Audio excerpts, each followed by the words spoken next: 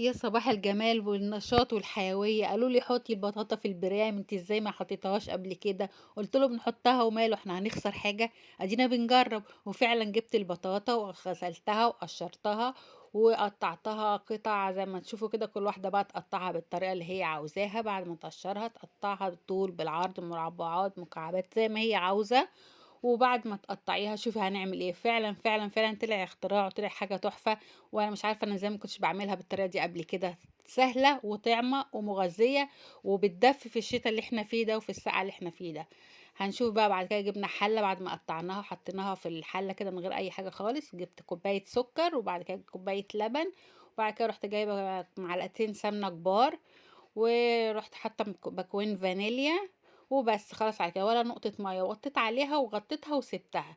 وبعد كده جيت قلبتها وجيت ابص عليها بعد ما قلبتها وشفت، بصيت لقيتها استوت. تشوفيها بالشوكة كده الاول.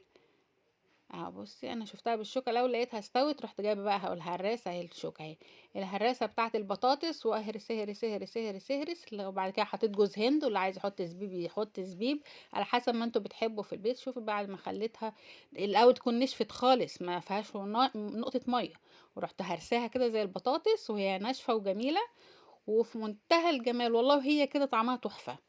وبعد كده رحت جايبه البرامات، ورحت ايه بقى مقسمه البطاطا الجميله دي على البرامات اللي عندي. كل واحد بقى برام بتاعه كده مع نفسه. وبسم الله ما شاء الله، وحياة ربنا كانت تحفه تحفه تحفه. هنقسم البطاطا على البرامات بالشكل ده، وبقى بطاطا كتير برضو.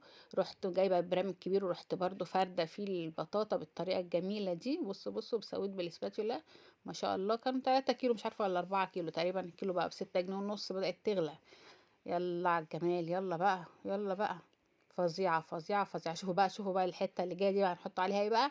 رحت جايبة شوية قشطة، ورحت حاطة على وش كل بريم كده معلقة قشطة كبيرة مليانة. دي قشطة على فكرة ولف لف افرد افرد في منتهى الجمال والسهولة والسرعة. اللهم صل على النبي. على كل البرامات عملت نفس الحركة كده بالقشطة. والبرام الكبير يعني يزعل. تعالى حطوه هو كمان. بسم الله ما شاء الله، والله والله جميلة. بس بصراحة لا اللي عاملين رجيم ينفع ياكلوها، ولا اللي بيتخن، ولا اللي عندهم سكر. ربنا بقى يسامحنا على الحركة اللي احنا عملناها دي. هندخلها الفرن. بصوا بسم الله ما شاء الله طالعة شكلها عامل ازاي. رهيبة رهيبة رهيبة رهيبة شكلا وطعما.